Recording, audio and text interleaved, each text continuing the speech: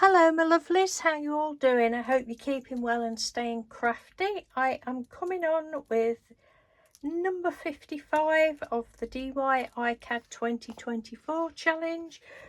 Excuse me, hashtag DY. I'll leave the link in the description box.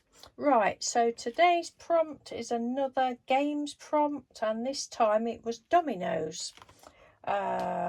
Right, so it was a relatively quick and easy. I've used some of this page out of this lovely vintage memories book that the lovely Trudy sent me. Thank you, Trudy. So I've used that page, glued it to a card, and then stuck some more dominoes on the top. Mr. Doodle reminded me about these. He says, "Oh, have you still got those paper dominoes that we had on holiday?" I said, "Oh, I don't know. I think so. I think I might know where they are." Anyway, I found them a few years ago. When we was on holiday. I'd bought a Daphne's Diary magazine, and there was dominoes in it, so I cut them out and we was playing dominoes. And I just glued those on.